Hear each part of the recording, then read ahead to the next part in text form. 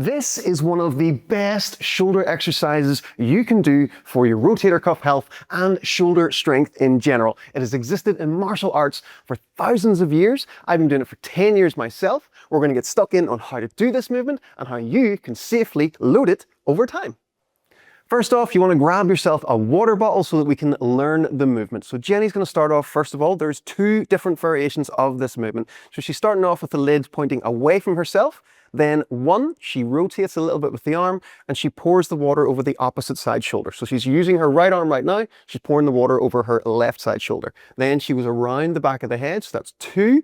She pours the water over the same side shoulder. And then three, she brings it back to the start position. So if she goes again, so it's nice. One, and then two, and then three. So that's version one. And we'll see here, she starts, lovely protraction of the shoulder blade, elevation of the shoulder blade, and then depression and retraction of the shoulder blades. There's so much movement with the scaps here. And also we're getting internal rotation and external rotation as well. Absolutely lovely, full movement. So that's version one. We want to get that nice and smooth. And as well, Jenny should be able to pause at any point. So if she goes and I say pause, she's able to pause. She's not struggling to hold the weight there. If she goes again, I say pause, she's able to hold it, no problems whatsoever. So you should be able to pause at any point.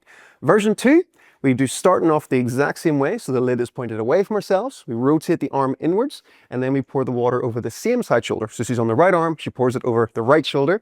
Then she goes around the back of the head, pours it over left shoulder, and then she brings it around and goes back to that start position. So version two in this one, this will be one, two, and then three.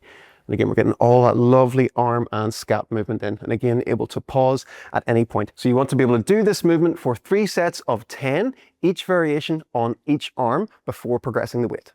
Once you have got the movement nice and smooth with a water bottle, you can then start to progress this on to light dumbbells. And over time, we want to improve the overall load tolerance of your shoulders. So you progressively want to increase the weight that you're using gradually. Once we're all good with the movement with our trusty water bottle, we don't need that anymore. We can then start to progress ourselves to light dumbbells. So Jenny's now has a 2 kg one. She's able to work through and it looks exactly the same. That's what we're after. This is such a nice thing. It's adapted from Indian club training, which is so good for the shoulders.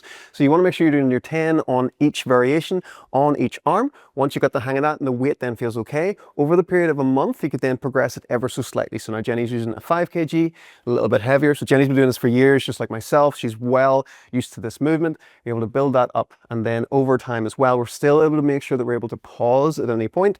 But here's 7.5 kilos. It looks exactly the same. She's able to go around. There's her lovely little pauses there. She's in control the whole time. She's not using her body to try and swing the weight around. So in control the whole time. This is how it should look. And you want to progressively build this movement up. This is the reason why Jenny's shoulders are absolutely awesome. Many other things as well, but this is a part of it. So one full circuit will look like this. You'll be doing 3 sets and you do 10 reps on your first arm of version 1. And then when you've done your 10, you then swap arms, you do 10 reps of version 1 on the other arm. So we've done right and left arm now. Then you go back to that first arm again and you do 10 reps of version 2. Where you're up and around.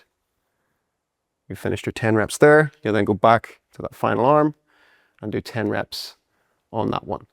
So 3 sets of 10 of each variation, each arm. If you're short on time, you don't have time to do that, you can do 1 set of 10 on each arm. We're looking to build that endurance, so we want to keep the reps at 10. Once you can do 3 sets of 10 reps of each variation with around 8 kg, you can then drop the reps down to doing 3 sets of 5 of each variation and keep gradually trying to increase the weight. You may never get to 8 kilos, don't worry about it. Take it at your own pace. This is not a race. You want to be doing this exercise at least 2 times per week, either at the end of your training sessions or as a separate prehab session.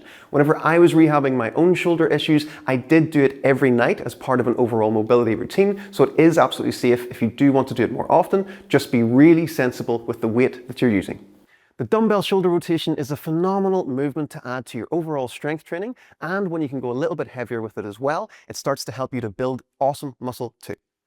It is a lovely movement to combine alongside bodyweight shoulder exercises and band work as well. So if you want to have a nice follow along routine to do, make sure to check out our 26-minute shoulder health follow along with Jenny.